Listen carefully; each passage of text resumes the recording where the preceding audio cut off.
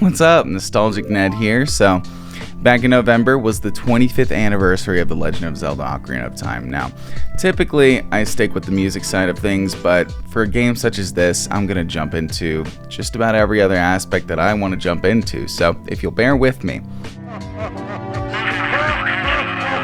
let's get started.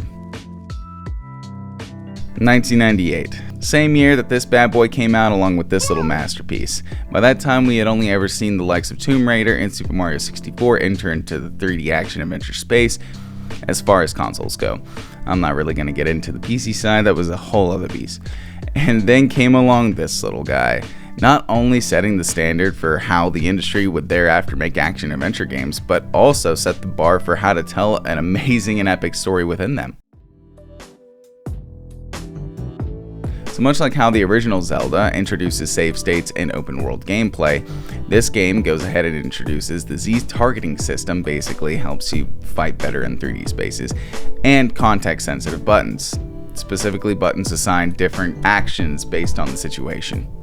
Z targeting specifically was the most notable innovation, being implemented in most adventure games today, such as the God of War series, Assassin's Creed series. I could go on, but you get the point. This new concept having been based on an older style of Japanese swordplay called chambara. Okay, real quick, I just got to show you guys this clip that I found when researching this stuff.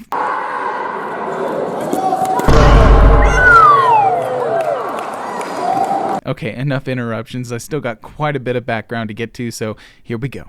In an Iwata Asks interview, two of the producers recount the making of Zelda 2, in which they were trying to make the fighting style work within the parameters of a side-scrolling setup. Unfortunately, the idea was scrapped until an N64 Zelda was considered.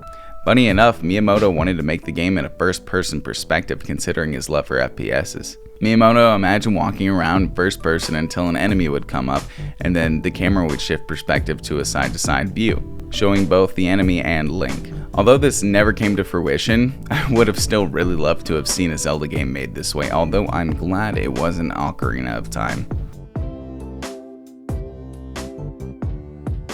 As for the music, it's literally the most iconic in gaming, and you can fight me on that. Koji Kondo was at his peak with this soundtrack, creating earworms that would not only perfectly capture the atmosphere of whatever locale you were in, but creating earworms that would stick and ring in our ears for decades. I mean, look at Sario's song. There's not one person I didn't know that tried to play this on piano, but we gotta remember, all of this music was created using only 5 notes. D, F, A, B, D. When making the game, they didn't want you to cast spells by using menus just like in an RPG. They thought it would be far more fun to use an instrument to cast them, and boy were they right. Miyamoto really liked the ocarina, so that's what Kondo had to work with, creating melodies catchy and simple enough to be remembered and played back. Creating, in my opinion, one of the best soundtracks in any medium, as well as one of the best gameplay mechanics in any game. So here we are, 25 years later. In that time we've had GameCube special editions, a 3DS remake, possibly one of the best remakes of any game, re-releases on NSO, and now we are hearing talks of a movie? Who knows, they might adapt a decent bit of this game's story to it. But with all that, there's never been a better time than now to not only get into this game, but the franchise as a whole, especially with Tears of the Kingdom having come out earlier this year. So, Ocarina of Time is not only one of my favorite games of all time, but it was the first game I've ever played. So to those that are new to it, I hope you guys have just as much fun with it as I did. So with that, this has been my little appreciation of one of the greatest games of all time. So here's to another amazing 25 years of The Legend of Zelda: Ocarina of Time.